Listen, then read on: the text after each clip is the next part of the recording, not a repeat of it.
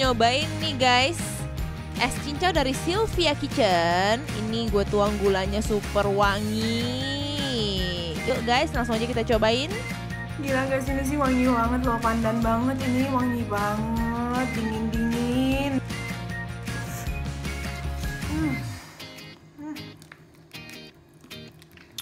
Manisnya pas.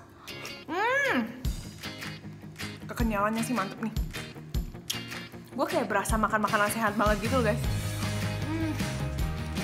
Itu sering-sering makan itu jadi bisa nambah serat dalam tubuh lo guys, melancarkan peredaran darah juga, menurunkan panas dalam even. Aduh, habisnya langsung guys.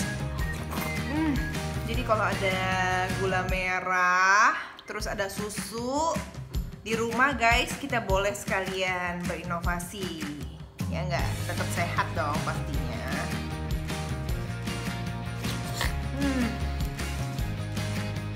Pokoknya waktu lu makan ini, lu nggak merasa bersalah karena ini selain enak, dia juga sehat. Ya enggak?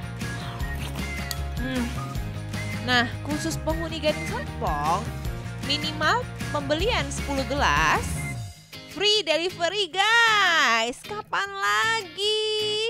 Jangan lupa like dan subscribe. Sampai jumpa di kulon berikutnya.